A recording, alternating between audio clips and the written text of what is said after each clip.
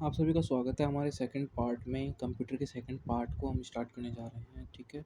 जो हमारे लघु तरीके कुछ क्वेश्चंस रह गए हैं उसको हम फिर से स्टार्ट करने जा रहे हैं। पहले पार्ट में हमने कुछ क्वेश्चंस कर लिए हैं, उसके बाद हम कंटिन्यू करने जा रहे हैं सेकंड पार्ट में कंप्यूटर में, ठीक है।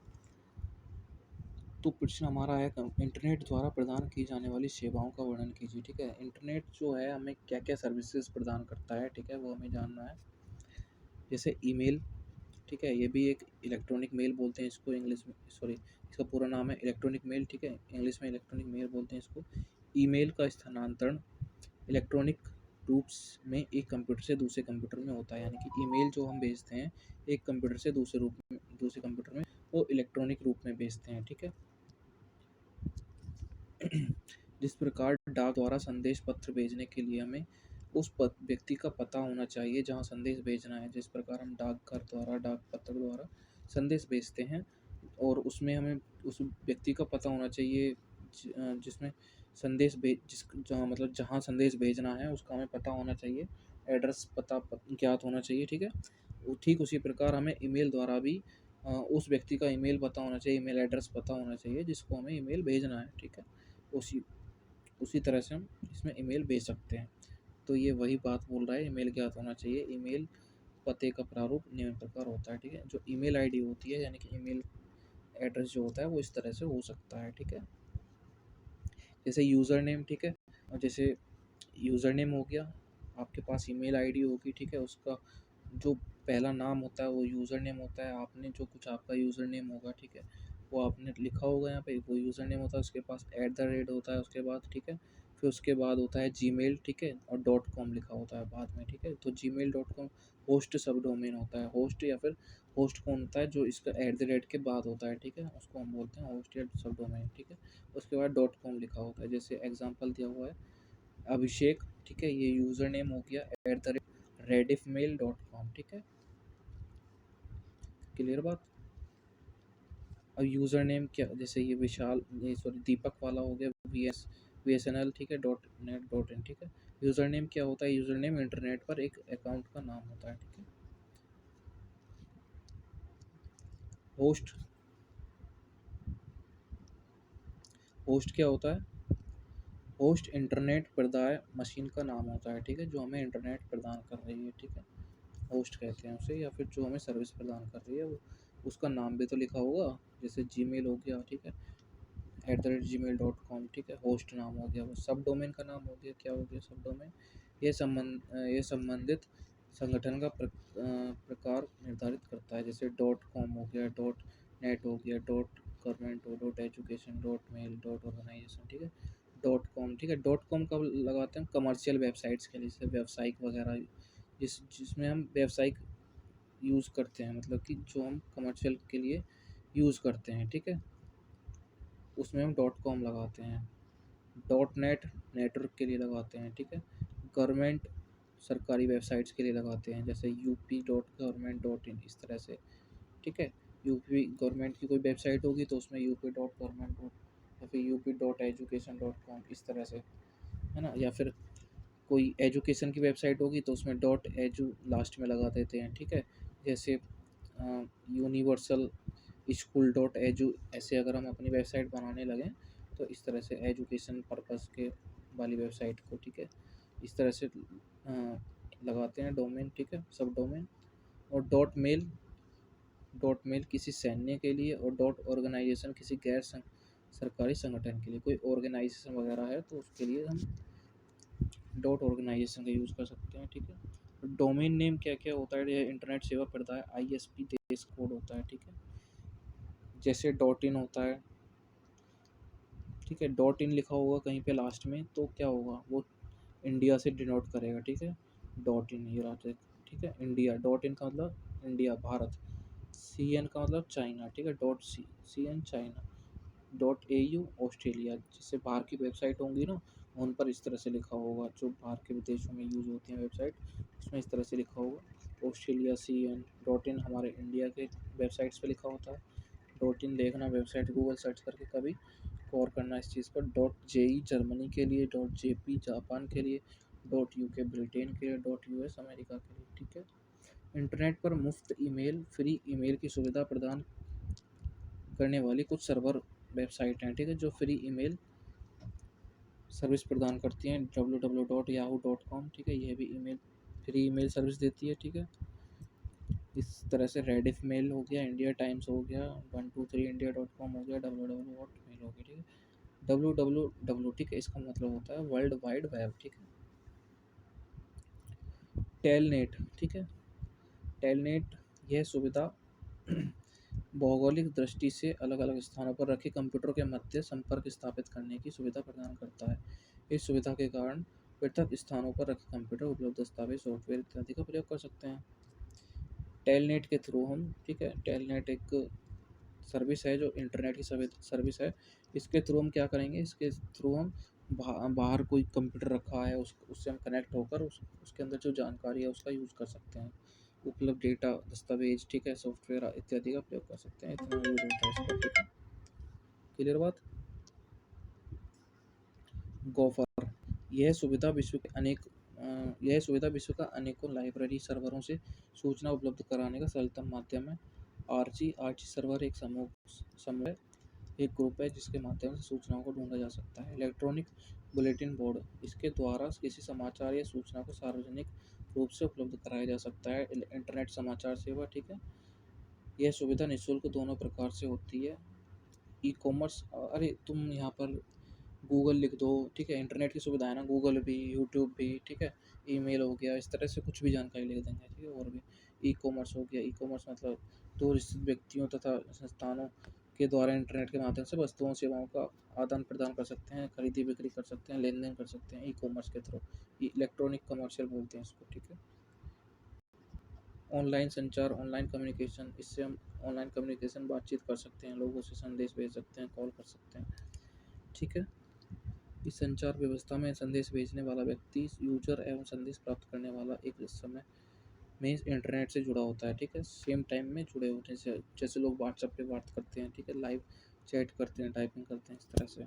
अतः संदेश भेजने वाला व्यक्ति संदेश अपने कंप्यूटर को मैसेज बॉक्स में टाइप करता है, वह संदेश प्राप्तकर्ता के मॉनिटर पर प्रदर्शित करता है, ठीक है, प्रदर्शित होता है। कह रहा है कि जैसे संदेश भेजने वाला व्यक्ति है कोई, वो अपने मैसेज बॉक्स में मैसेज टाइप करेगा और सेंड कर देगा, तो वो कहाँ पहुँच जाएगा, उस सेम मैसेज वहाँ पहुँच जाएगा जिसके पास उसे भेजना है, ठीक है।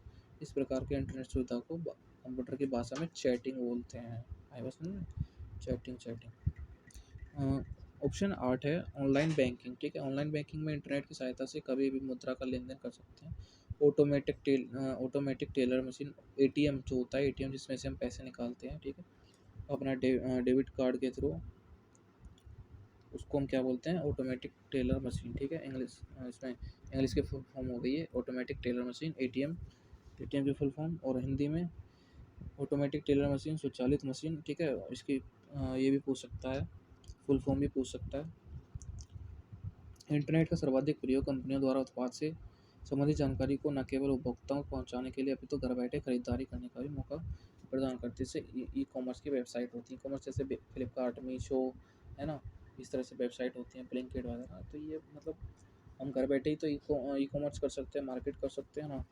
तो ये वही है, इंटरनेट की सुविधा से ही हो रहा है। इंटरनेट पर ऐसी सूचनाएं जो व्यक्ति विशेष को देने के बजाय सभी इंटरनेट यूजर को प्रदान करनी होती हैं, ऐसी सूचनाओं को ईमेल के करने के स्थान पर बुलेटिन बोर्ड सेवा के माध्यम से प्राप्त सूचनाओं को यूजर न सिर्फ पढ़ सकता है बल्कि उसके संबंध में अपना विचार भी रख सकता है, ठीक है। बुलेटिन बोर्ड का मतलब है कि जैसे अगर मैं किसी को ईमेल करूँगा तो मैं एक एक करके सबको ईमेल करना पड़ेगा, लेकिन बुलेटिन बोर्ड के थ्रू जो लोग मुझसे जुड़े हुए हैं, ठीक है, वो उनको दिख जाएगा। अगर मैं कुछ अपडेट दूंगा या कुछ, बुलेटिन बोर्ड मतलब किसी समाचार की तरह, किसी न्यूज़ की तरह, किसी अपडेट की तरह, जैसे स्टेटस लगाते हैं हम व्हाट्सअप में, ठीक है, व्हाट्सअप में जो मुझसे लोग जुड़े हुए हैं, मैं स्टेटस पे लगाऊंगा कुछ भी इन्फॉर्मेशन वगैरह, सबके पास पहुंच जाएगी इस तरह से। इंटरनेट पर अनेक कंपनियों के एप्लीकेशन सॉफ्टवेयर को मुफ्त में डाउनलोड कर सकते हैं। इंटरनेट से हम अनेक कंपनियों के सॉफ्टवेयर होते हैं उनको हम मतलब जो भी यूज़फुल होते हैं उसको कर सकते हैं। उदाहरण संगीत, मूवी, एनिमेशन, गेम ग्राफिक्स इत्यादि को कंप्यूटर डिस्क में संग्रहित कर सकते हैं, स्टोरेज कर सकते हैं, ठीक है। इंटरनेट पर किसी भी व्यवसाय, संस्था आदि की संपूर्ण जानकारी को एक साइट के रूप में प्रदर्शित की जा सकती है। इंटरनेट पर देश विदेश संबंधित रोचक नए समाचार, ठीक है, लेटेस्ट न्यूज़ तुरंत प्राप्त कर सकते हैं। इंटरनेट से हम देश विदेश की जानकारी प्राप्त कर सकते हैं, ठीक है, देश भर में क्या चल रहा है, ठीक है, विदेश में क्या चल रहा है। तो वही चीज़ बोल रहा है, अर्थात विदेश के किसी भी कोने में घटित घटनाएँ इंटरनेट पर अतिशीघ्र उपलब्ध हो जाती हैं, ठीक है? कोई भी कहीं कुछ हो रहा होगा तो इंटरनेट पर उसकी जानकारी हमें मिल जाती है, ठीक है? अगर कुछ हुआ होगा तो जैसे कुछ घटना हुई है तो हम क्या करते हैं, इंटरनेट पर सर्च करते हैं, उसकी जानकारी उपलब्ध कर लेते हैं, प्राप्त कर लेते हैं, ठीक है? माइक्रोसॉफ्ट एक्सेल क्या होता है? माइक्रोसॉफ्ट एक्सेल या फिर एमएस एक्सेल, जिसका पूरा नाम माइक्रोसॉफ्ट एक्सेल है, एक्सेल के नाम से भी जाना जाता है, ठीक है? ये एक स्प्रेडशीट प्रोग्राम है जो आंकड़ों का टेबुलर फॉर्म, ठीक है? टेबुलर फॉर्म मतलब उसमें टेबल्स होती हैं, टेबुलर फॉर्मेट में open, create, edit, formatting, calculate. Open मतलब फाइल ओपन करने के लिए, नई क्रिएट करने के लिए, एडिट करने के लिए किसी फाइल को, फॉर्मेटिंग करने के लिए, चेंज करने के लिए, ठीक है? कैलकुलेट मतलब गणना करने के लिए, शेयर करने के लिए, प्रिंट करने के लिए, आदि कार्य करने के लिए एम एस एक्सेल का यूज होता है, ठीक है? एम एस एक्सेल को माइक्रोसॉफ्ट द्वारा विकसित किया गया है। एम एस एक्सेल को किसने बनाया? माइक्रोसॉफ्ट कंपनी ने, ठीक है? माइक्रोसॉफ्ट कंपनी है, ठीक है?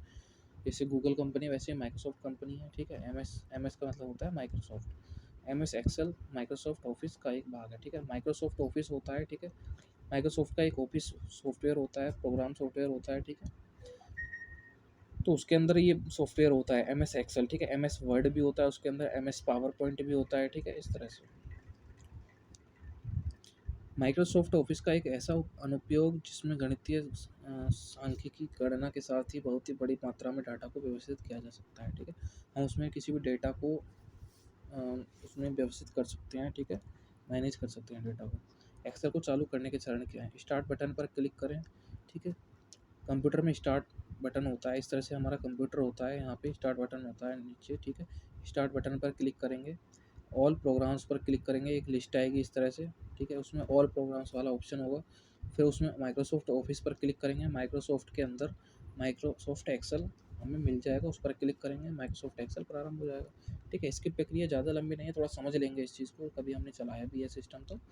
जिन बच्चों ने चलाया है उनको समझ में आ गया होगा कि कैसे क्या करना है। स्टार्ट बटन पर जाते हैं, ठीक है? ऑल प्रोग्राम्स पे आएँगे, ऑल प्रोग्राम्स का मतलब कि जब हम स्टार्ट मेन्यू ओपन करते हैं उसको, तो उसमें ऑल प्रोग्राम्स आते हैं, ठीक है? ऑल प्रोग्राम्स मतलब कि बहुत सारे मेन्यू आ जाते हैं, बहुत सारे सॉफ्टवेयर आ जाते हैं। तो अब हमें माइक्रोसॉफ्ट ऑफिस ढूँढना है, माइक्रोसॉफ्ट ऑफिस के अंदर हमें माइक्रोसॉफ्ट एक्सेल मिल जाएगा, ठीक है? कभी-कभी हमारा सॉफ्टवेयर जो होता है बाहर भी रहता है, माइक्रोसॉफ्ट ऑफिस के बाहर भी रहता है, बाहर भी मिल जाता है, ठीक है? माइक्रोसॉफ्ट एक्सेल प्रारंभ हो जाएगा। कंप्यूटर का अर्थ बताना है, ठीक? कंप्यूटर एक प्रोग्रामिंग मशीन है, यंत्र है, ठीक? जो प्रयोगता प्रयोगकर्ता को इस योग्य बनाता है कि वह विभिन्न प्रकार की सूचनाएँ, गणनाओं को कार्यान्वित करने के बाद उन्हें व्यवस्थित शब्दों या जटिल संख्याओं को गणना के रूप में वंचित संचित कर सकता है, ठीक है?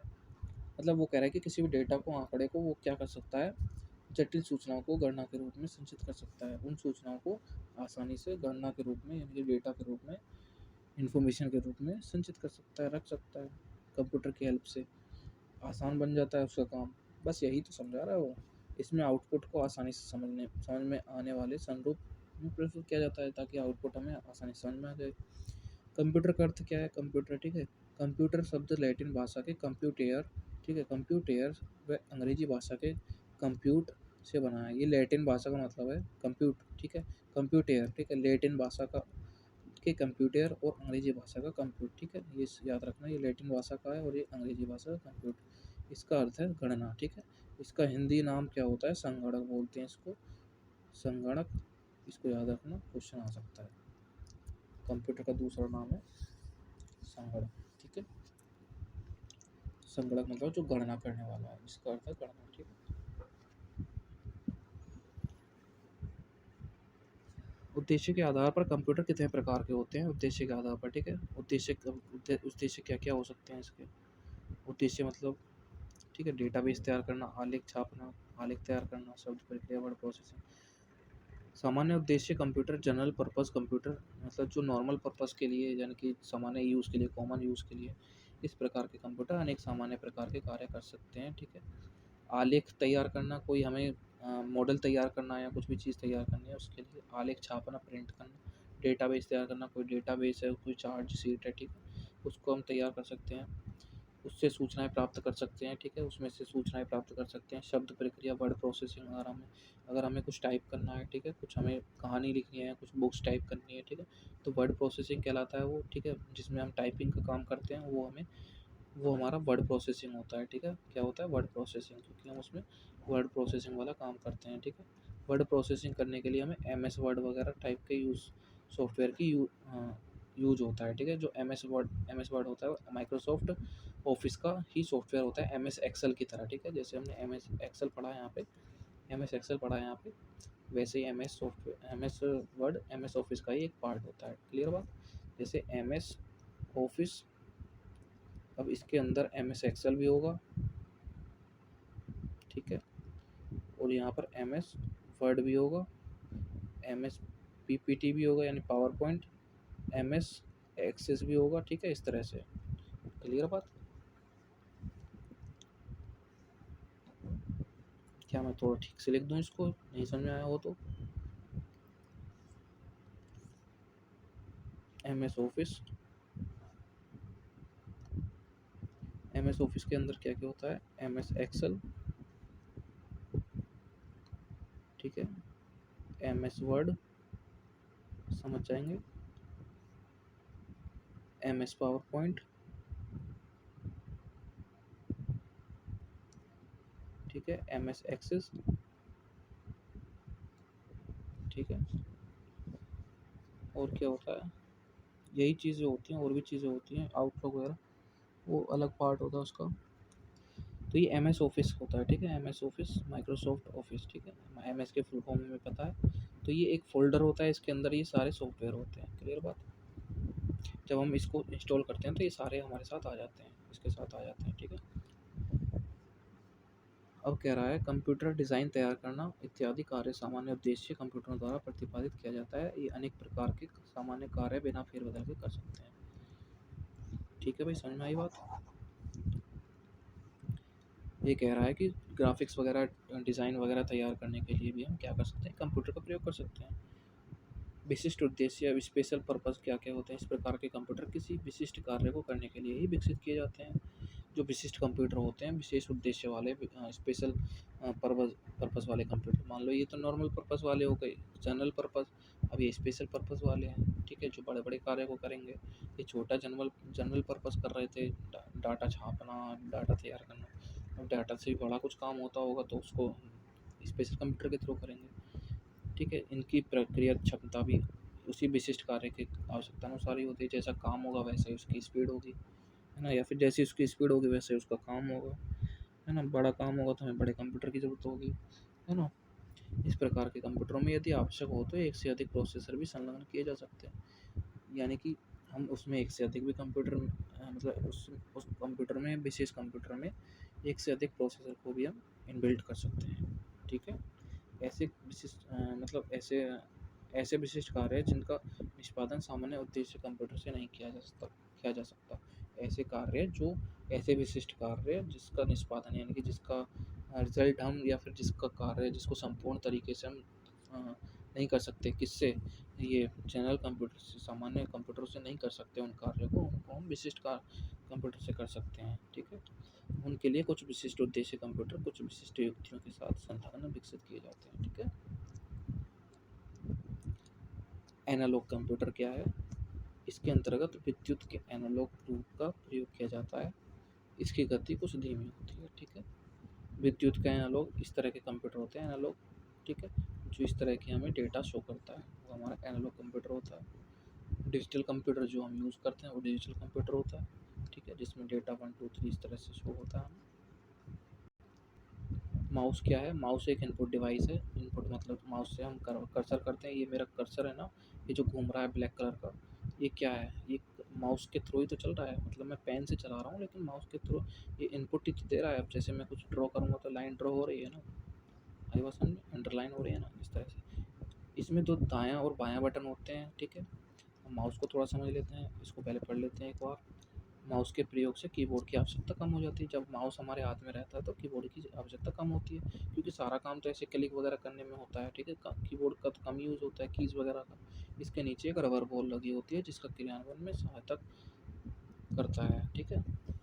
अब जैसे माउस देख लेते हैं, माउस कैसा होता है। माउस हमारा इस तरह का होता है, क्लियर बात, ऐसे करके, इस तरह से ये की होती है, ठीक है। ये लेफ़्ट की बोलते हैं, इसको राइट की बोलते हैं, ठीक है। ये सेलेक्ट के लिए होता है, लेफ़्ट की से हम सेलेक्ट करते हैं, ठीक है। राइट की से हम क्या करते हैं, मेन्यू बार हमारा ओपन होता है राइट की से, ठीक है। डबल क्लिक से सेलेक्ट ऑल हो जाता है, डबल क्लिक से या फिर फाइल ओपन भी हो जाती है ना। सब चीज़ में अलग अलग मतलब अलग अलग प्रोग्राम में अलग अलग तरीके से उसको हम कमांड कर सकते हैं। क्लियर बात। अब अब हम सोचेंगे कि भाई हम जब माउस को हिलाते हैं तो वो ये पॉइंट ऐसे हिलता क्यों है, ये जो हिल रहा है अब इस टाइम, है ना। तो माउस के अंदर नीचे एक छोटी सी बॉल होती है, वो जब चलती है तो माउस जब चलता है तो वो हिलती है, ठीक है। अब तो खैर इस तरह के बॉल वगैरह बॉल वाले माउस आते नहीं हैं। अब तो उसमें अंदर लाइट होती है, तो वो मतलब रेज होती हैं उसकी लाइट की, तो उससे रिफ्लेक्ट होके चलता है, ठीक है। और यहाँ पे एक व्हील होता है, जैसे स्क्रॉल व्हील कहते हैं इसको। अब इसको ऐसे ऊपर नीचे ऐसे करके हम चला सकते हैं स्क्रॉल करके। क्लियर बात। इस तरह से व्हील होता है यहाँ पे, इस तरह से व्हील होता है, ठीक है। उसको ऊपर नीचे करके ऐसे चलाऊंगा तो क्या होगा, मेरी स्क्रीन ऐसे करके स्क्रॉल स्क्रॉल होगी, जैसे अब हो रही है। आई बस में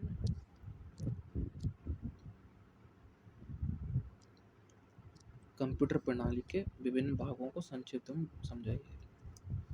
कंप्यूटर प्रणाली के विभिन्न भाग संक्षिप्त में समझाइए। हार्डवेयर संगठन।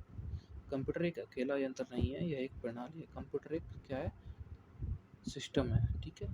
इसके साथ समन्वित रूप से कई यंत्र जुड़े होते हैं, ठीक है। इसमें क्या क्या होता है, इसमें यूनिट्स होती हैं हर तरह की, मतलब कई कई तरह के और भी चीज़ें जुड़ी होती हैं। कंप्यूटर प्रणाली में निम्नलिखित भाग होते हैं।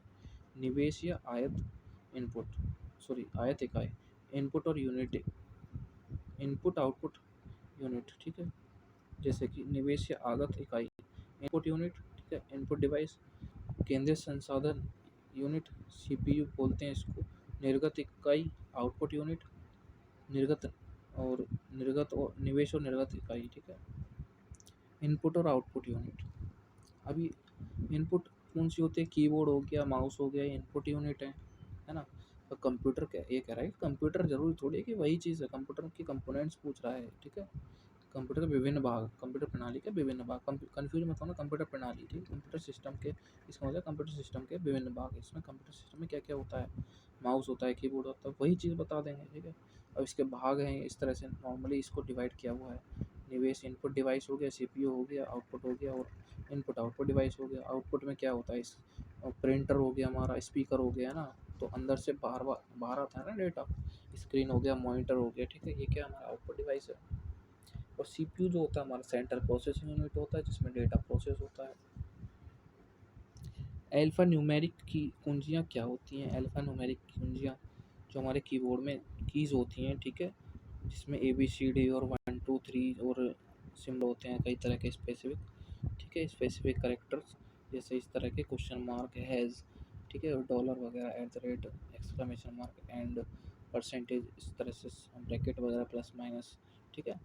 तो ये क्या है, अल्फ़ा न्यूमेरिक कीज़ होती हैं। अल्फ़ा न्यूमेरिक का मतलब अब ये नहीं है कि अल्फ़ा अल्फ़ा वाली अल्फ़ाबेट और न्यूमेरिक मतलब नंबर वाली, इसमें सभी आ जाते हैं। कुंजी पटल का बोल रहा है, कुंजी पटल क्या होता है, कीबोर्ड की बात कर रहा है, ठीक है।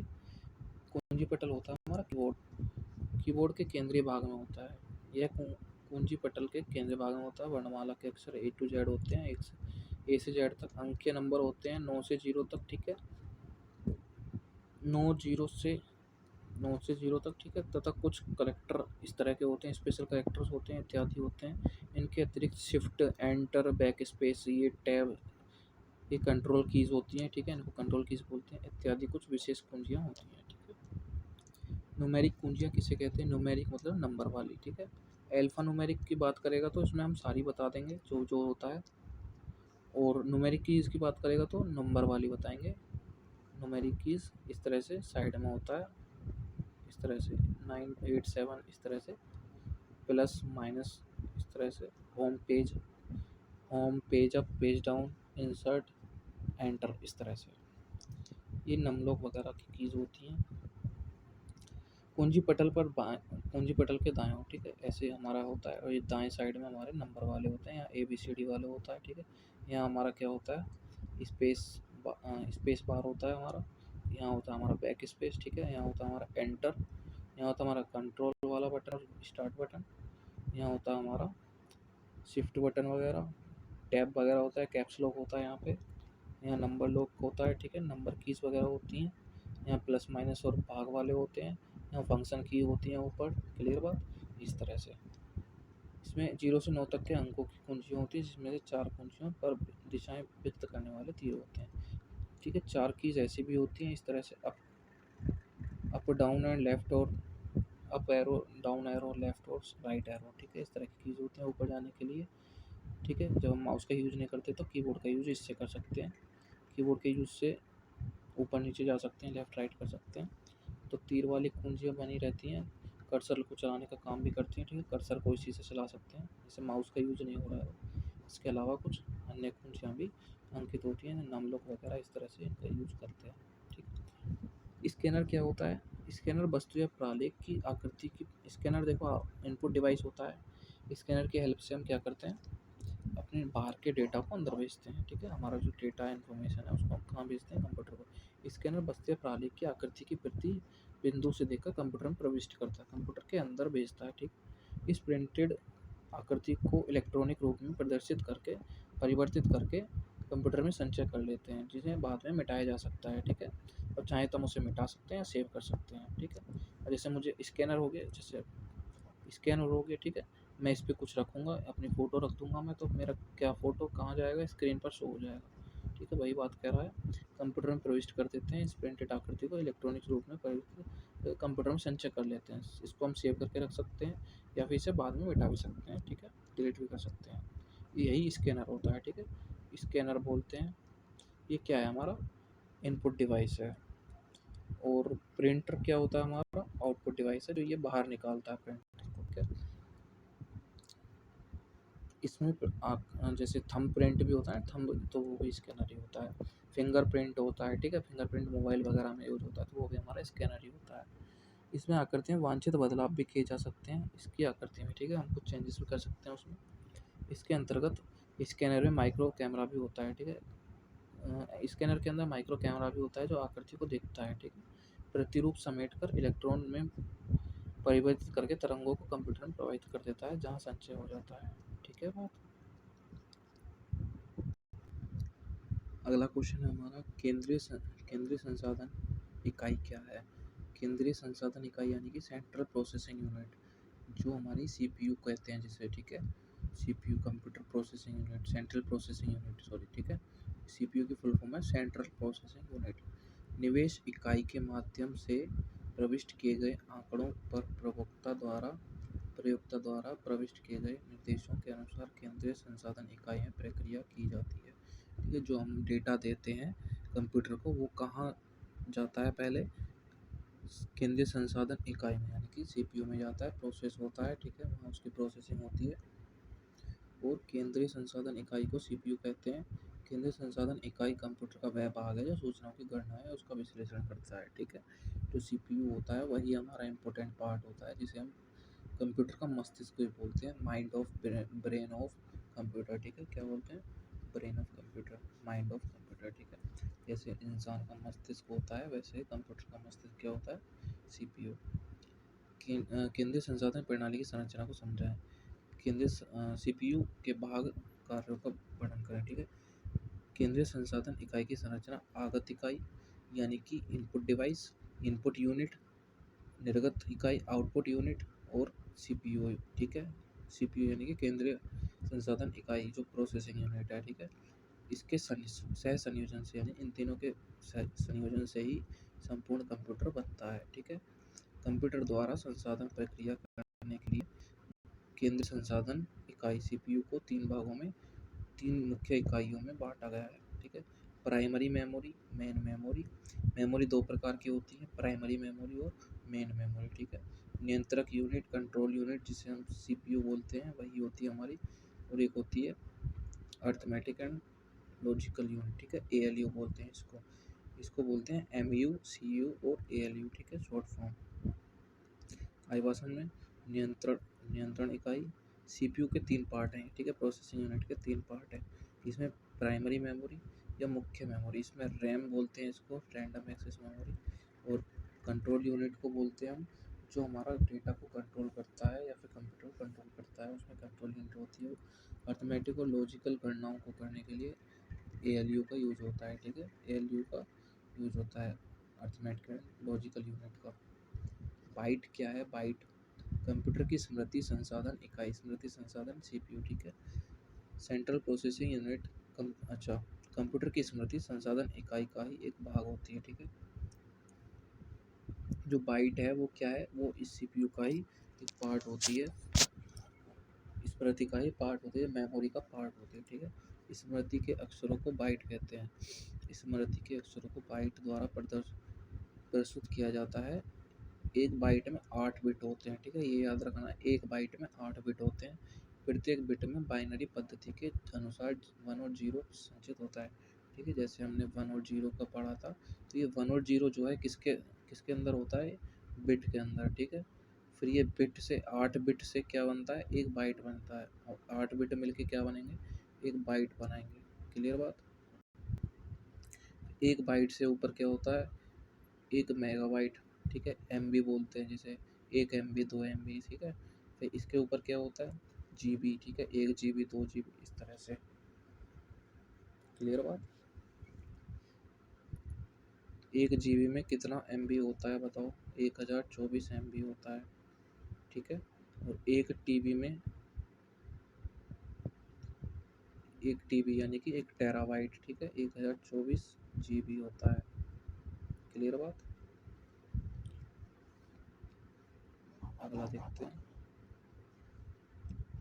स्मृति मेमोरी से आप क्या समझते हैं? ठीक है, स्मृति मतलब मेमोरी, स्मृति मतलब यादें, यादें मतलब या फिर याद या फिर मेमोरी, ठीक है।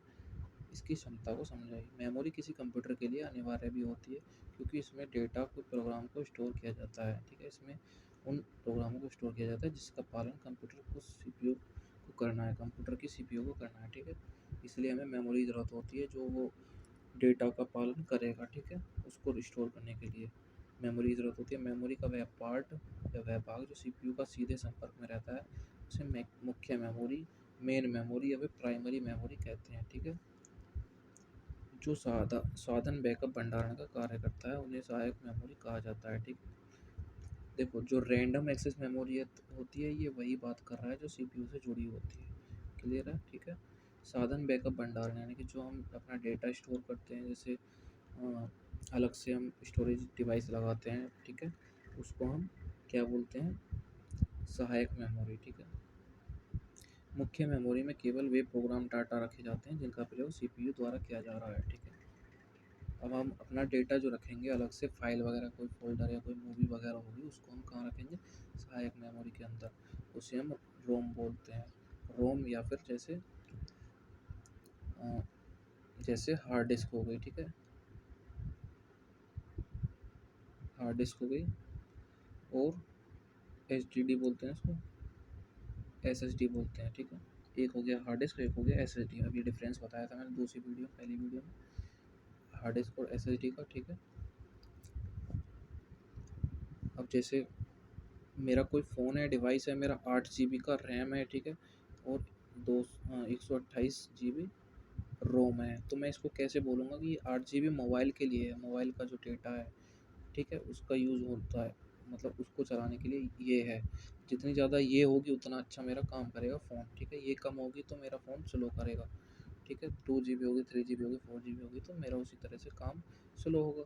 ज़्यादा होगी GB रैम, रैम अगर ज़्यादा होगी तो अच्छा अच्छा प्रोसेस करेगा, ठीक, अच्छा प्रोसेस करेगा। ऐसे 128 GB रोम, रोम की क्या बात होती है? जैसे मैं अपना डेटा इसमें कितना कलेक्ट कर सकता हूँ, अपनी फ़ोटोज़ वगैरह, वीडियोज़ वगैरह, वो इसके अंदर जाती है, ठीक है। क्लियर है बात? तो फ़ोन हम कभी ख़रीदते हैं तो क्या देख के ख़रीदते हैं?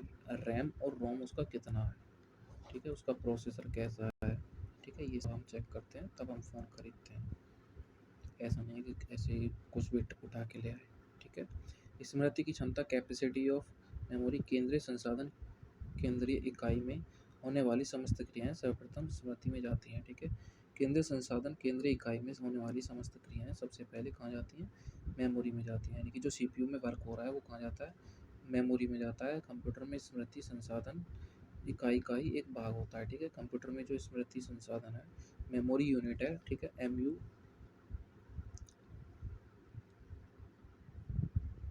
एमयू जो हमने पढ़ा है वो किसका पार्ट है, वो सीपीयू का ही पार्ट है, अभी हमने ऊपर पढ़ा था, ठीक है। ये रहा, ठीक है, प्राइमरी मेमोरी यूनिट, ठीक है। तो ये किसका भाग है, सीपीयू का एक भाग है। स्मृति में अक्षरों को बाइट के रूप में, ठीक है, प्रस्तुत किया जाता है। स्मृति मतलब जो उसकी मेमोरीज हैं उसको बाइट, ठीक है, बाइट। इसके अंदर क्या होता है, 0 और 1 का आंकड़ा होता है, ठीक है, डेटा होता है। एक बाइट में 8 बिट होते हैं, ठीक है। एक बाइट में कितने बिट होते हैं, 8 बिट होते हैं, ठीक है, ये ध्यान रखना है हमें। प्रत्येक बिट में बाइनरी पद्धति के अनुसार 1 और 0 संचित होता है, ठीक है। एक ये बिट के अंदर क्या होता है, 0 और 1 होता है, ठीक है। स्मृति में संग्रहण हेतु अनेकों स्थान होते हैं जिनकी संख्या निश्चित होती है। स्मृति की क्षमता व आकार मापने की न्यूनतम इकाई बाइट कहलाती है, ठीक है। अगला क्वेश्चन है, फ्लॉपी डिस्क से आप क्या समझते हैं। यह ग्रामोफोन रिकॉर्ड की तरह प्लास्टिक की बनी गोल प्लेट होती है। यह बहुत लचीले प्लास्टिक की बनी होती है। लचीले प्लास्टिक फ्लेक्सिबल प्लास्टिक से बनी होने के कारण इसका नाम फ्लॉपी डिस्क पड़ा है, ठीक है। फ्लॉपी पर मैग्नेटिक ऑक्साइड की परत चढ़ी होती है। इसी मैग्नेटिक ऑक्साइड की परत के कारण ये प्लास्टिक पर आंकड़े संग्रहित किए जाते हैं, ठीक है। जो ये था ग्रामोफोन, इस तरह का ग्रामोफोन होता है ना, देखा होगा मूवी वगैरह में, इस तरह से यहाँ पे कैसेट चलती है और इस तरह से साउंड निकलता है, ग्रामोफोन इसको बोलते हैं। यहाँ कैसेट लगा देते हैं, ठीक है, और यहाँ पे क्या है, यहाँ पे साउंड निकलता है, फिर ठीक है, साउंड निकलता है, जो गाना उसमें भरा हुआ होता है, सॉन्ग भरा हुआ होता है, डेटा भरा हुआ होता है, वो क्या होता है, फिर उस पर चलने लगता है। उसी तरह से बोल रहा है, ये फ्लॉपी डिस्क भी उसी तरह से होती थी। उसमें क्या होता था, मैग्नेटिक ऑक्साइड की परत लगी होती थी जिस पर हम आंकड़े संग्रहित करते थे। उस मैग्नेटिक ऑक्साइड की परत पर आंकड़े डाले जाते थे, उसमें आंकड़े हम उसमें संग्रहित कर सकते थे, ठीक है। फ्लॉपी डिस्क का मतलब है वो भी एक स्टोरेज डिवाइस थी। यह प्लेट मोटे प्लास्टिक के खोल में बंद रहती है ताकि प्लेट को कोई नुकसान ना पहुंचे, ठीक है। फ्लॉपी सूचनाओं संग्रहण, अध्ययन, स्थानांतरण का कार्य करती है।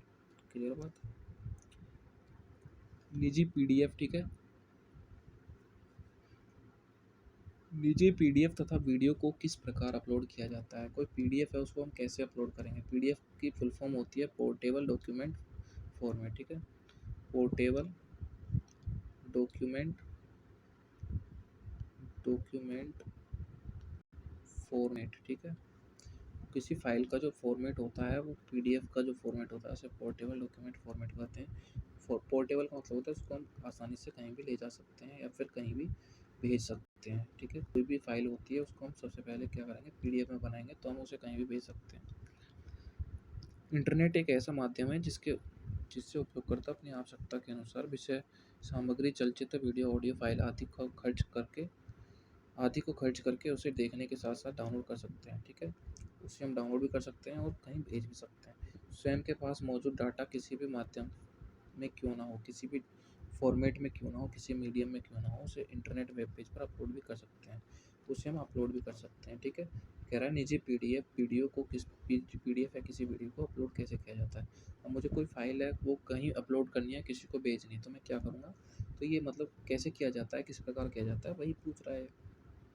स्वयं के पास मौजूद डेटा किसी भी माध्यम में क्यों ना हो, इंटरनेट वेब पेज पर अपलोड कर सकते हैं। इंटरनेट द्वारा पीडीएफ फाइल्स, गाने, वीडियो को अपलोड करना।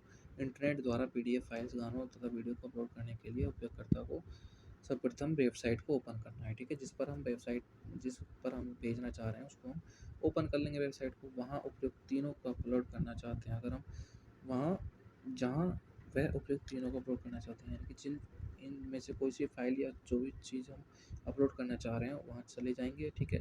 वेबसाइट ओपन हो जाने के बाद उसे अपने सिस्टम में सुरक्षित, जो हमारे पास सिस्टम में फाइल पड़ी हुई है उस फाइल को सेलेक्ट करेंगे, ठीक है। सेलेक्ट करने के बाद वेबसाइट पर उपलब्ध ऑप्शन ब्राउज को क्लिक करेंगे, ठीक है।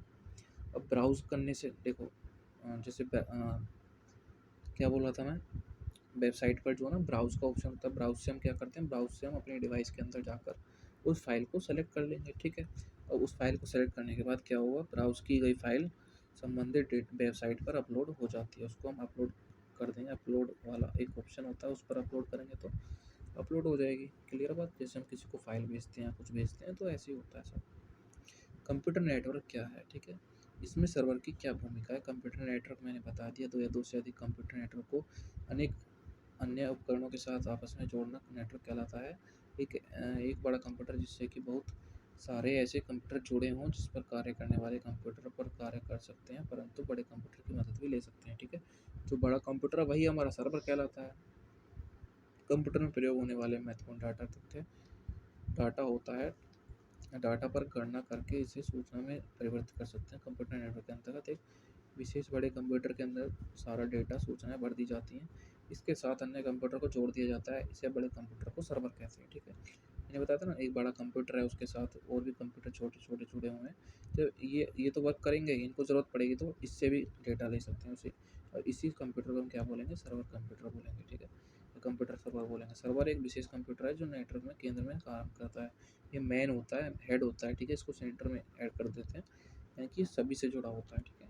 सर्वर से जुड़े कंप्यूटर अपना और उसका डाटा शेयर कर सकते हैं, साथ ही जुड़े कंप्यूटर आपस में डाटा शेयर कर सकते हैं, यानी कि आपस में भी शेयर कर सकते हैं और इससे भी शेयर कर सकते हैं। हार्ड डिस्क ड्राइव से आप क्या समझते हैं? हार्ड डिस्क ड्राइव, ठीक है, HDD जिसे बोल रहा था मैं, ठीक है। हार्ड डिस्क या हार्ड डिस्क ड्राइव, ठीक है, HDD, ठीक है। हार्ड डिस्क ड्राइव यह फ्लॉपी डिस्क के समान होता है। हमने फ्लॉपी डिस्क पढ़ा जिसमें मैग्नेटिक ऑक्साइड की परत चढ़ी हुई होती है, ठीक है। उसी की तरह जैसे मैंने बताया, इस तरह से बंद पैक होती है जिससे कि इससे कोई हानि ना पहुंचे। ऐसे ही फ्लॉपी डिस्क के समान होते हैं, किंतु आकार में बड़ी तथा तीव्र गति से चलने वाली होती है। कंप्यूटर में स्थायी रूप से लगी होती है, इसलिए इसे फ्लॉपी डिस्क के स्थान फ्लॉपी डिस्क के समान इधर-उधर नहीं ले जाया जा सकता, ठीक है। जैसे फ्लॉपी डिस्क को हम निकाल लेते थे, फ्लॉपी डिस्क को क्या करते हैं, निकाल भी लेते हैं उसे और यूज़ भी कर सकते हैं चिप की तरह, जैसे मेमोरी कार्ड होता है उस तरह से फ्लॉपी डिस्क। लेकिन ये क्या है, हार्ड डिस्क ड्राइव ये कंप्यूटर के अंदर ही होती है, स्थायी रूप से परमानेंट लगी होती है, ठीक है। स्थायी रूप से मतलब उसको निकाला नहीं जा सकता, निकाल सकते हैं जब ज़रूरत पड़ेगी, लेकिन इस तरह से नहीं कि जैसे मेमोरी कार्ड होगी जब ज़रूरत पड़ी निकाल लिया, और इस तरह से मतलब चेंज करने पर या फिर कुछ साफ सफाई करने पर तब निकाल सकते हैं। इसलिए इन्हें फ्लॉपी डिस्क के समान इधर उधर नहीं ले जाया जा सकता। हार्ड डिस्क में फ्लॉपी डिस्कों जैसी धातु की बनी कई डिस्कें एक के ऊपर एक होती है, ठीक है, समांतर रूप से एक साथ लगा दी जाती हैं, जिससे यह हार्ड डिस्क का रूप ले लेती है। हार्ड डिस्क का मतलब हो गया एक डिस्क के ऊपर और डिस्क, तो वो डिस्क सारी कैसे हो जाएंगे, हार्ड हो जाएंगे, ठीक है, इसलिए वो हार्ड डिस्क कहलाती है। आई बात समझ? हार्ड डिस्क में फ्लॉपी डिस्कों जैसी धातु की बनी कई डिस्कें एक के ऊपर एक रखी समांतर रूप से लगी रहती हैं, ठीक है। एक डिस्क हो गया, इसके ऊपर इस तरह से लगी रहती हैं, जिससे उसे हम हार्ड डिस्क कहते हैं, जिससे हार्ड डिस्क का रूप ले लेती है। ऊपर नीचे सतह को छोड़कर प्रत्येक सतह पर डाटा लिखा जाता है, ठीक है। डिस्क अपनी सतह पर लगातार घूमती रहती है। मैंने कहा था कि हार्ड डिस्क में एक मोटर लगी रहती है, वो अपनी जगह पर ऐसे घूमती रहती है, तो हमारा डेटा रीड होता है, ठीक है। मैग्नेटिक ऑप्टिकल डिस्क कौन सी होती है, ठीक है। मैग्नेटिक ऑप्टिकल डिस्क, इस डिस्क में मैग्नेटिक ऑप्टिकल डिस्क दोनों के गुण होते हैं। इसमें ऑप्टिकल डिस्क के बराबर डाटा संग्रहित किया जा सकता है। मैग्नेटिक डिस्क के अनुसार डाटा को बार बार लिखा हुआ मिटाया जा सकता है। इसमें मैग्नेटिक क्रिस्टल होते हैं जिसमें बीच में प्लास्टिक की एक परत होती है। इसको पढ़ने के लिए लेज़र और मैग्नेट पद्धति का प्रयोग किया जाता है, ठीक है। सॉफ्टवेयर से आप क्या समझते हैं? कंप्यूटर अपने कोई कार्य स्वयं नहीं करता है, इसमें कार्य को प्रोग्राम के द्वारा संचालित किया जाता है। कोई कार्य है, ठीक ठीक है, मुझे गेम खेलना है तो मुझे गेम खेलने के लिए कंप्यूटर में अलग से एक प्रोग्राम होगा, ठीक है, गेम वाला प्रोग्राम होगा, उसको मैं इंस्टॉल करूँगा तभी तो खेल पाऊँगा, डाउनलोड करूँगा तभी तो खेल पाऊँगा। ऐसे ही जैसे अगर मुझे MS वर्ड है, वर्ड का कोई काम करना है, टाइपिंग का कोई काम करना है, तो मुझे MS वर्ड सॉफ्टवेयर डाउनलोड करना पड़ेगा। तो ये क्या है, हमारा एक सॉफ्टवेयर ही तो है, ठीक है। सॉफ्टवेयर क्या है, सॉफ्टवेयर से आप क्या समझते हो? तो ये कंप्यूटर के कार्य को आसान करने के लिए सॉफ्टवेयर होते हैं, प्रोग्राम होते हैं। आई बात समझ में? कंप्यूटर में बहुत से प्रोग्राम होते हैं जो अलग अलग कार्यों का संपादन करते हैं। इन प्रोग्रामों के एक संपूर्ण योग को सॉफ्टवेयर कहते हैं, ठीक है। अब ये संपूर्ण योग, ठीक है, इसी को हम सॉफ्टवेयर कहते हैं। इसमें बहुत सारे सॉफ्टवेयर हो जाएंगे, जैसे फ़ोन में ऐप होते हैं ना बहुत सारे, उसी को हम सॉफ्टवेयर कहते हैं, ऐप्स को ही हम सॉफ्टवेयर कहते हैं। आई बात समझ? ऐप्स होते हैं जैसे बहुत सारे, जैसे ऐप्स है ना, ये ऐप्स हो गए, ये ऐप्स हो गए, ठीक है, ये ऐप्स हो गए, ये क्या है, सारे सॉफ्टवेयर ही तो हैं जो अलग अलग कार्य करते हैं सभी। सॉफ्टवेयर के प्रकार सॉफ्टवेयर मुख्यतः दो प्रकार के होते हैं, सिस्टम सॉफ्टवेयर, अनुप्रयोग सॉफ्टवेयर, एप्लीकेशन सॉफ्टवेयर। ठीक है, सिस्टम सॉफ्टवेयर वो होते हैं जो कंप्यूटर को चलाने के लिए यूज होते हैं। ठीक है, और सिस्टम के अंदर सिस्टम को चलाने के लिए सिस्टम सॉफ्टवेयर यूज होते हैं, जैसे कि जो ज़रूरी होते हैं उनको, जैसे जैसे हम देखते हैं सिस्टम सॉफ्टवेयर प्रोग्रामों के उन समूह को कहा जाता है कंप्यूटर चलाने और उनकी देखभाल करने के लिए, उस पर नियंत्रण करने का के लिए कार्य करते हैं। ठीक है, जैसे कंप्यूटर सिस्टम में ऐसे सॉफ्टवेयर होते हैं जो उसकी सुरक्षा के लिए भी रखे रहते हैं। ठीक है, एंटीवायरस सॉफ्टवेयर हो गया, इस तरह से ये सब सिस्टम सॉफ्टवेयर हो गए। ठीक है, उसकी सुरक्षा के लिए, सिक्योरिटी वगैरह और कंप्यूटर को चलाने के लिए। ठीक है, वो सिस्टम सॉफ्टवेयर होते हैं, ये प्री इंस्टॉल होते हैं, पहले से इंस्टॉल होते हैं। जब कंप्यूटर बनता है ना, तो कंप्यूटर के अंदर वो पहले से इंस्टॉल कर दिए जाते हैं और इनको मिटाया नहीं जा सकता है और इनको फिर से डाउनलोड नहीं किया जा सकता है, मतलब इंस्टॉल नहीं किया जा सकता है। लेकिन ये अनुप्रयोग इनको हम अपने अनुप्रयोग के अनुसार, अपने यूज के अनुसार एप्लीकेशन सॉफ्टवेयर को इंस्टॉल कर सकते हैं, जो प्रयोगकर्ता द्वारा लिखे जाते हैं। ठीक है, ये सॉफ्टवेयर होते हैं और ये कब लिखे जाते हैं, ये तब होते हैं, ये कंप्यूटर के साथ ही निर्माता द्वारा उपलब्ध किया जाता है। ठीक है, जब ये बनाया जाता है कंप्यूटर। अनुप्रयोग वाला जैसे गेम हो गया है, कोई भी वीडियो वगैरह गेम हो गया। ठीक है, या फिर कोई भी सॉफ्टवेयर हो गया, है ना, इस तरह से वो प्रयोगकर्ता के द्वारा ही लिखे जाते हैं। लिखे जाते हैं का मतलब कि ये सॉफ्टवेयर इंसान ही बनाता है। ठीक है, सॉफ्टवेयर को हम ही लोग बनाते हैं, तो लिखने का मतलब यही है कि वो सॉफ्टवेयर लिखे जाते हैं अपने यूज के अनुसार। अनुप्रयोग सॉफ्टवेयर कितने प्रकार के होते हैं? अनुप्रयोग सॉफ्टवेयर एप्लीकेशन सॉफ्टवेयर बोलते हैं इसको। अनुप्रयोग सॉफ्टवेयर उन प्रोग्रामों को कहते हैं जो प्रयोगकर्ता के द्वारा स्वयं ही लिखे जाते हैं, ये ध्यान रखना है। ठीक है, कार्यकालय का वेतन तैयार करना, रिपोर्ट छापना, स्टॉक का विवेचन करना आदि विभिन्न कार्य करने के लिए सॉफ्टवेयर बताया जाता है। ठीक है, यह सॉफ्टवेयर बनाया जाता है। ठीक है, अनुप्रयोग सॉफ्टवेयर को दो श्रेणियों में बांटा जाता है। ठीक है, सामान्य उद्देश्य के लिए, विशिष्ट उद्देश्य के लिए। अभी एप्लीकेशन सॉफ्टवेयर जो है दो तरह से होते हैं अनुप्रयोग के आधार पर। ठीक है, सामान्य उद्देश्य से हो गया, विशिष्ट उद्देश्य। ठीक है, जो नॉर्मल जनरल पर्पज़ के लिए होते हैं और स्पेसिफिक पर्पज़। ठीक है, समझ गए होंगे। जनरल पर्पज़ जो छोटे कामों के लिए, बड़े कामों के लिए स्पेसिफिक पर्पज़ सॉफ्टवेयर होते हैं जो मतलब हैवी वर्क होते हैं। ठीक है, हैवी सॉफ्टवेयर यूज होता है उसमें। कंप्यूटर की कार्य पद्धति, कंप्यूटर की किसी भी कंप्यूटर प्रणाली में कंप्यूटर की कार्य पद्धति का मतलब है कि वो कार्य कैसे करता है। ठीक है, उसका वर्किंग सिस्टम क्या है कंप्यूटर का। कंप्यूटर प्रणाली में आवश्यक रूप से तीन मुख्य महत्वपूर्ण भाग होते हैं, इनपुट उपकरण यानी कि इनपुट यूनिट। ठीक है, सेंट्रल प्रोसेसिंग यूनिट और आउटपुट उपकरण या फिर आउटपुट यूनिट। ठीक है, सीपीयू में ही मुख्य मेमोरी और अर्थमेटिक लॉजिक यूनिट और सीयू होते हैं, कंट्रोल यूनिट होती है। हमने पढ़ा है मेमोरी, मुख्य मेमोरी या प्राइमरी मेमोरी बोलते हैं इसको, एमयू बोलते हैं इसको। ठीक है, सीपीयू का ही पार्ट होता है। ठीक है, देखो इनपुट ये, ठीक है, कंप्यूटर के कौन कौन से पार्ट हैं? इनपुट, सीपीयू और आउटपुट। अब इस सीपीयू के अंदर ये चीज़ हैं, एमयू, अर्थमेटिक लॉजिकल यूनिट और सीयू। ठीक है, कंट्रोल यूनिट। इन तीन मूल भागों के अतिरिक्त कंप्यूटर में द्वितीय संचयन उपकरण, इन्हें पूरक संचयन या सहायक संचयन के संदर्भ में भी लिया जा सकता है। ठीक है, इन मूल भागों के इनके अलावा कुछ ऐसे द्वितीयक संचयन, ठीक है, ऐसे उपकरण भी होते हैं जिनको हम अलग से लगा सकते हैं। ठीक है, यूज कर सकते हैं। इन्हें पूरक संचयन या सहायक, जैसे प्रिंटर हो गया। ठीक है, उसके अलावा उसके बिना भी काम चल सकता है, कंप्यूटर चल सकता है, अधूरा नहीं है कंप्यूटर। ठीक है, लेकिन वो अपने यूज़ के अकॉर्डिंग। ठीक है, वे होते हैं जिन्हें आंकड़ों के संचयन दीर्घकालीन आधार पर निर्देश के लिए उपयोग में लाया जा सकता है। ठीक है, सेंट्रल प्रोसेसिंग यूनिट क्या है? सेंट्रल प्रोसेसिंग यूनिट सीपीयू के बारे में पूछ रहा है। सेंट्रल प्रोसेसिंग यूनिट कंप्यूटर के मस्तिष्क के दिमाग की तरह होता है। ठीक है, यह कंट्रोल यूनिट, अरिथमेटिक यूनिट और स्मृति प्राइमरी मेमोरी का मेल है। ठीक है, इन तीनों के मिलने से हमारा सीपीयू बनता है। सीपीयू किससे बनता है? सीपीयू में क्या क्या होता है? एमयू यानी मेमोरी यूनिट, प्राइमरी मेमोरी और मेन मेमोरी होती है इसके अंदर, और सीयू हो गया कंट्रोल यूनिट, और एएलयू। ठीक है, अर्थमेटिक और लॉजिकल यूनिट, इससे कंट्रोल होता है, इससे अर्थमेटिक और लॉजिकल गणनाएं वगैरह होती हैं, इसमें मेमोरी, स्मृति मेमोरी वगैरह होती है। ठीक है, स्टोरेज करता है डेटा को। डेस्कटॉप के विभिन्न अवयव क्या क्या हैं? डेस्कटॉप के विभिन्न अवयव, जो डेस्कटॉप होता है जैसे हमारी स्क्रीन है। ठीक है, इस पर अब जैसे मेन डेस्कटॉप है, मैं डेस्कटॉप बोलते हैं इसको, मेन स्क्रीन, होम स्क्रीन जैसे। ठीक है, और देखो जैसे ये क्या है, मेरा डेस्कटॉप है किसका? टैबलेट का। ठीक है, अब मैं इसको मानूँ तो ये मेरा मेन मेन होम पेज है ना, है ना, होम स्क्रीन है। इसमें क्या-क्या है, इसमें गूगल सर्च बार है, ठीक है, टाइम और डेट है, ठीक है, क्लॉक है, ठीक है, ये सेटिंग वाला ऑप्शन है ना, इस तरह से कॉल लॉग वगैरह, मैसेज वगैरह सब है ना। तो ये इस तरह है, तो ऐसे ही ये बोल रहा है विंडोज़ एक्सपी पर सफलतापूर्ण लॉग ऑन करने के बाद कंप्यूटर स्क्रीन पर एक विंडोज़ एक्सपी, ठीक है, विंडोज़ एक्सपी ऑपरेटिंग सिस्टम का ही एक वो था, टाइप था, ठीक है। अब विंडोज़ 8 देखो, विंडोज़ एक्सपी हो गया, ठीक है, विंडोज़ 10 हो गया, विंडोज़ 7 हो गया, 8 हो गया, ठीक है, अब तो 11 भी हो गया, ठीक है। इस तरह से ये विंडो एक्सपी के बारे में पूछ रहा है, तो जब हम विंडो एक्सपी को ओपन करते हैं तो लॉग ऑन करते हैं, ऑन करते हैं, ठीक है। उसके बाद कंप्यूटर स्क्रीन पर हमें क्या-क्या दिखता है, ठीक है। विंडोज़ एक्सपी का महत्वपूर्ण पहलू इसके लचीले गुण, इसके कारण उपयोग करने वाले डेस्कटॉप की सेटिंग इसके व्यक्तिगत आवश्यकताओं के अनुरूप कार्य करता है। डेस्कटॉप के अवयव क्या-क्या हैं, माई कंप्यूटर ऑप्शन होगा, ठीक है, यहाँ पे आइकन होगा, कंप्यूटर छोटा-सा बना होगा इस तरह से।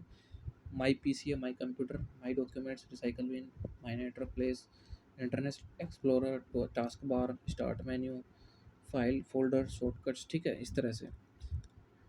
आई बात समझ में? अब देखो, यहाँ पे ऐसे नीचे पट्टी होगी, ये होगी हमारी टास्क बार, ठीक है। यहाँ स्टार्ट बटन होगा इस तरह से, इस तरह से हमारा स्टार्ट बटन होगा। यहाँ सर्च बार होगा, ठीक है। यहाँ पे ऐप्स होंगे जो हमारे टास्क बार में पिन होंगे, ठीक है, और यहाँ टाइम डेट वगैरह होगी, और यहाँ सॉफ्टवेयर होंगे और रिसाइकल बिन वगैरह, ठीक है ना, और शॉर्टकट्स वगैरह भी होंगे। तो वही चीज़ बोल रहा है कि यहाँ पर हम क्या क्या देखते हैं, यहाँ माई कंप्यूटर वाला ऐप देखते हैं, माई डॉक्यूमेंट्स देखते हैं, रिसाइकल बिन, ये सब हम इसी में देखते हैं। फाइल और फोल्डर भी होगा तो हम इसी में देखेंगे, डेस्कटॉप पर होगा तो कुछ देख लेंगे, ठीक है। रिसाइकिल बिन क्या है, रिसाइकिल बिन एक सॉफ्टवेयर है, सिस्टम फोल्डर है, ठीक है। रिसाइकिल बिन का पूछ रहा है, ये रिसाइकिल बिन क्या है, जिसमें जैसे हम कोई फाइल डिलीट करते हैं ना, तो वो कहाँ चली जाती है, वो रिसाइकिल बिन में चली जाती है, जिसमें विंडोज उन आइटमों को स्टोर करके रखता है जो हम डिलीट कर देते हैं। जैसे कि हमने कोई डिलीट कर दी अभी के लिए, ठीक है, अगर हमें बाई चांस कभी ज़रूरत पड़ने लग जाए उसकी, तो हम रिसाइकिल बिन में जाकर उसे क्या कर सकते हैं, रिस्टोर कर सकते हैं, उसको फिर से ले आ सकते हैं वापस। इच्छित आइटमों को पुराने स्थान लोकेशन पर वापस भेजने के लिए, उन्हें स्थायी तौर पर डिलीट करने के लिए रिसाइकल बिन का प्रयोग करते हैं, ठीक है। आई बात समझ में, कि हम डिलीट कर देते हैं तो उसको वापस जब हमें ज़रूरत पड़ती है हम ले लेते हैं। अगर हम परमानेंट डिलीट करेंगे तो रिसाइकल बिन में से डिलीट कर देंगे, रिसाइकल बिन में से, तो वो क्या होगा, परमानेंट डिलीट हो जाएगा, कभी वापस ही नहीं आएगा फिर। रिसाइकिल बिन की विशेषताओं का वर्णन कीजिए, रिसाइकिल बिन की क्या विशेषताएं, रिसाइकिल बिन को खोलकर इसके कंटेंट्स को देखने के लिए डेस्कटॉप पर प्रदर्शित हो रहे रिसाइकिल बिन के आइकन पर डबल क्लिक करें, ठीक है। ये कह रहा है डेस्कटॉप पर एक रिसाइकिल बिन का आइकन होता है, ठीक है, डेस्कटॉप बताया मैंने। यहाँ पे रिसाइकिल बिन का इस तरह से रिसाइकिल बिन इस तरह से होता है, ठीक है, डस्टबिन जैसा होता है इस तरह से। आई वो समझ, उसे ही हम क्या बोलते हैं, रिसाइकिल बिन। अब कोई फाइल होगी वो इस तरह से चली जाती है इसके अंदर। रिसाइकिल बिन का आइकन पर डबल क्लिक करेंगे तो वो ओपन हो जाएगी। रिसाइकिल बिन में डाली गई फाइल या फोल्डर तब तक वहाँ स्टोर रहता है जब तक कि उसे वहाँ से रिमूव नहीं करेंगे, ठीक है, जब तक वह हार्ड डिस्क पर उपलब्ध स्पेस का निर्धारित प्रतिशत स्पेस नहीं ले लेता, ठीक है। हार्ड डिस्क में जब तक वो वापस नहीं आता, वो स्थायी तौर पर, मतलब वो एक टेम्पररी तरीके से वहाँ पर चला जाता है, ठीक है। जब उसको हम परमानेंट डिलीट करेंगे तो परमानेंट डिलीट हो जाएगा, अगर हम वापस करना चाहें तो वापस ले लेंगे उसको। जब किसी आइटम को डिलीट बटन दबाकर डिलीट करते हैं तो विंडोज़ उसे रिसाइकिल बिन में डाल देता है, ठीक है। कह रहा है कि जब हम किसी आइटम को या किसी फाइल को, किसी फ़ोल्डर को जब हम डिलीट करते हैं तो वो कहाँ चला जाता है, रिसाइकिल बिन में चला जाता है। आई बात समझ में? रिसाइकिल बिन बिना मौजूद सभी आइटमों, चुनिंदा आइटमों को उनके पुराने लोकेशन पर स्टोर कर देता है, ठीक है। ये कह रहा है जब हम रिसाइकिल बिन से कुछ वापस करते हैं, ठीक है, रीस्टोर करते हैं उस चीज़ को, तो वो वहीं चला जाता है, जहाँ से हमने उसे डिलीट किया था, ठीक है, डिलीट किया था किसी फाइल में। जैसे इस ए नाम के फ़ोल्डर में से कोई मैंने फाइल बी को डिलीट कर दिया, ठीक है। ये बी डिलीट होकर कहाँ चली गई, रिसाइकिल बिन में चली गई। मैं रिसाइकिल बिन में से जाके इसको रिस्टोर करना चाहूँगा तो ये फाइल जो है कहाँ आएगी, इसी के अंदर उसी जगह पे आ जाएगी। तो ये कहना चाह रहा है यही चीज़, लोकेशनों पर स्टोर कर सकते हैं उसी लोकेशन पर, ठीक है। रिसाइकिल बिन मौजूद सभी आइटमों, चुनिंदा आइटमों को उनके पुराने लोकेशन पर जहाँ से वो डिलीट होकर आई थी। रिसाइकिल बिन को सभी या चुनिंदा आइटमों से खाली कर सकते हैं। ऐसा करने से वह आइटम स्थायी तौर पर डिलीट हो जाता है। जब हम रिसाइकिल बिन में मान लो कोई चीज़ रखी हुई है, ठीक है, डिलीटेड कर रखी थी हमने, वो यहाँ पर है। अगर मैं इसको खाली करना चाहूँ तो सारे चुनिंदा का मतलब है सिलेक्टेड आइटम, जिस चीज़ को हम सेलेक्ट कर रहे हैं वो चीज़, ठीक है। अगर मैं ऑल सेलेक्ट कर दूंगा तो सारे सॉफ्टवेयर सारी फाइल मेरी ऑल सेलेक्ट हो जाएंगी, और डिलीट करूँगा तो डिलीट हो जाएंगी। तो अब इससे क्या होगा, स्थायी तौर पर डिलीट हो जाएगी, ठीक है। स्थायी तौर पर डिलीट होने का मतलब है कि वो वापस नहीं आएगी, फिर रिस्टोर नहीं होगी। अगर मैं साइकिल बिन से भी डिलीट कर दूंगा। टास्क बार क्या होता है, टास्क बार मैंने बताया, ठीक है। स्क्रीन होती है होम स्क्रीन, ठीक है।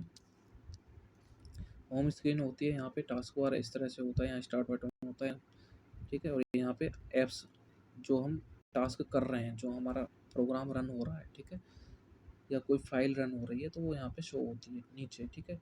जो मैं ऐप्स चला रहा हूँ या फिर जो भी चीज़ मेरी फाइल रन कर रही है वो टास्क बार में शो होगी। क्लियर बात।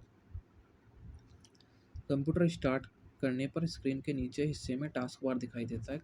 विंडोज कार्य करते समय भी ये आसानी से स्क्रीन पर अवेलेबल होता है। जब भी प्रोग्राम रन होता है तो विंडोज ओपन की जाती है, उसे रिप्रेजेंट करता हुआ आइकन टास्क बार पर दिखाई पड़ता है, यानी कि जो भी फाइल हमारी रन हो रही है वो यहाँ पर शो हो जाएगी, ठीक है। विभिन्न विंडोज से प्रोग्राम के बीच स्विच और एस करने के लिए टास्क बार दिखाई देने वाले आइकन पर क्लिक किया जा सकता है। यानी कि अगर मुझे एक फाइल से दूसरे मुझे एक प्रोग्राम से इस प्रोग्राम को ओपन करना है, इस प्रोग्राम से इस प्रोग्राम पर जाना है, तो मैं इससे क्लिक करके यहाँ कर दूँगा, ठीक है। क्योंकि ये तो हमेशा ओपन ही रहेगा, जब भी कोई भी कुछ प्रोग्राम करूँगा तो यहाँ चलता रहेगा। अगर मुझे इस पर काम करना है तो इस पे चला जाऊँगा, इस पे क्लिक, इस पे काम करना है तो इस पे चला जाऊँगा, इस तरह से कह रहा है, ठीक है। टास्क बार पर प्रोग्राम में विंडोज़ के आइकन पर माउस से राइट क्लिक करके क्लोज एक्स ऑप्शन पर क्लिक करने पर particular file program windows close हो जाती है, ठीक है। जब हम टास्क बार पर कोई फाइल ऐसे क्लिक करेंगे और वो ओपन रहती है, ठीक है। यहाँ पे क्लोज का बटन होता है, ठीक है। जैसे फाइल ओपन हो गई तो रेड क्लोज का, ऐसे क्लोज का बटन होता है। आई बात समझ में। मैं उस पर क्लिक कर दूंगा तो क्या हो जाएगी, फाइल क्लोज हो जाएगी, यहाँ से हट जाएगी और यहाँ से भी हट जाएगी। आई बात समझ में।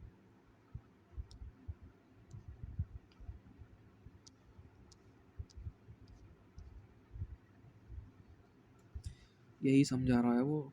विंडोज क्लोज हो जाती है, पार्टिकुलर आइकन भी डिलीट हो जाता है। क्या कह रहा है, पार्टिकुलर आइकन भी डिलीट हो जाता है, टास्क बार से डिसअपेयर हो जाता है, ठीक है, हट जाता है वो आइकन। फाइल और फोल्डर को समझाएं। कंप्यूटर प्रोग्राम में फाइल किसी सहायता भंडारण माध्यम पर स्टोर किए गए डाटा का एक संग्रह होती है। ये विभिन्न ऑपरेटिंग सिस्टम में डाटा स्टोर करने की मूल इकाई फाइल होती है, ठीक है। ये कह रहा है कि फाइल एक फाइल मूल इकाई होती है। अगर मुझे कोई डाटा ही स्टोर करना है तो मैं उसे फाइल ही कहूँगा, ठीक है। अगर मेरे पास कोई इमेज है तो वो इमेज नाम से ही वो फाइल होगी, इमेज टाइप की वो फाइल होगी, ठीक है। पीडीएफ है तो वो एक फाइल होगी, ठीक है। कोई सॉन्ग है तो वो फाइल होगी। अब इन तरह की फाइलों को मैं किसी फ़ोल्डर में, ठीक है, कोई फ़ोल्डर मैंने बनाया, ठीक है, अपने नाम का, मैं इन फाइलों को उस फ़ोल्डर में रख सकता हूँ। आई बात समझ में। अब इसका मतलब है कि फ़ोल्डर और फाइल में क्या अंतर है, समझ में आई बात। कंप्यूटर प्रोग्राम में किसी सहायता भंडारण माध्यम पर स्टोर किए गए डाटा का एक संग्रह होता है। कंप्यूटर प्रोग्राम में फाइल जो है वो क्या है, किसी डाटा संग्रह का माध्यम होती है, ठीक है। ये विभिन्न ऑपरेटिंग सिस्टम में डाटा स्टोर करने की मूल इकाई होती है, ठीक है। ये सबसे मेन यूनिट होती है जो होती है फाइल, ठीक है। प्रोग्राम के अंतर्गत जो दस्तावेज बनाए जाते हैं प्रोग्राम करते समय वे भी फाइल ही होती हैं। अगर हम कोई डॉक्यूमेंट बना रहे हैं तो वो फाइल ही कहलाते हैं, ठीक है। ठीक इसी तरह सही प्रोग्राम को भी फाइल कहते हैं। सारे जितने भी प्रोग्राम हैं वो फाइल कहलाते हैं, ठीक है। कोई फोल्डर बहुत सी फाइलों या अन्य फोल्डरों का संग्रह होता है, ठीक है। अब कोई फोल्डर है, ठीक है, फोल्डर कब कहूँगा, इसके अंदर अगर मैं कुछ फाइल्स रख दूँ तो वो मेरी क्या हो जाएगा, फोल्डर हो जाएगी। ये मेरी फाइल्स हैं, इसके अंदर रख दूँगा तो मैं क्या होगा, फोल्डर होगा, ठीक है। अब इस फ़ोल्डर को भी मैं किसी और फ़ोल्डर के अंदर रख सकता हूँ, इस फ़ोल्डर को भी किसी और फ़ोल्डर के अंदर रख सकता हूँ। आई बात समझ में।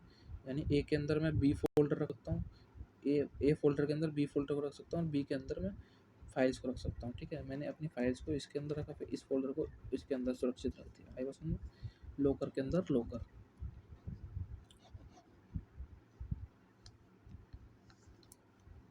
बहुत सी फाइलों अन्य फ़ोल्डरों का संग्रह होता है। विंडोज़ में फाइलों को प्रतीक चिन्ह आइकन्स द्वारा प्रदर्शित किया जाता है, ठीक है।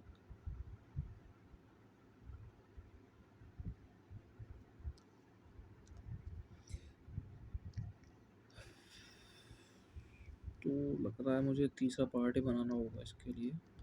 तो ठीक है, अब तक इतना ही करते हैं भाई, सोने का टाइम हो गया, 12 बज गए हैं, ठीक है। नेक्स्ट पार्ट में कल ले आऊँगा इसको।